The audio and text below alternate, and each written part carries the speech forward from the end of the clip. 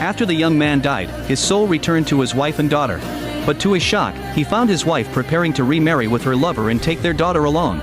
She had not only prepared an extravagant dowry, but even ordered a custom-made diamond ring. At that moment, the young man finally realized that his 7 years of devotion had been nothing but a cruel joke. In truth, he had once been Lord Wuan, a revered general who expanded the nation's borders. 7 years earlier, out of gratitude for the Qin patriarch's kindness, he had hidden his identity and married into the Qin family as a live-in son-in-law. Yet for years, neither his wife nor daughter ever showed him any affection.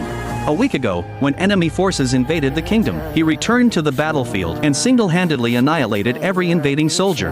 But he was gravely wounded and ultimately died in battle. He never expected that his soul would later find its way back to his wife and daughter.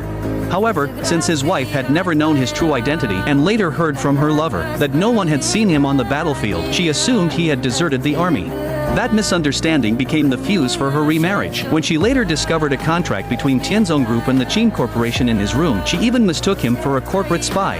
Without hesitation, she reported him to Lord Hu of Tianzong Group. Little did she know that Lord Hu was actually her husband's benefactor, a man who had helped her rise to power at her husband's secret request, making her the president of the Qin Corporation.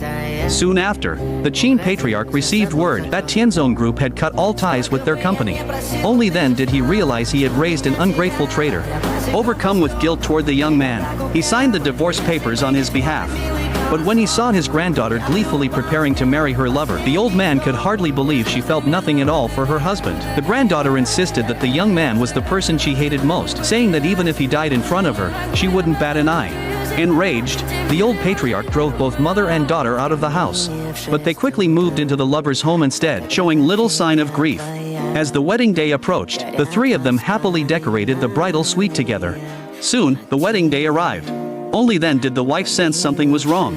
With everything in such chaos, her husband had never once appeared, not even answered a single call.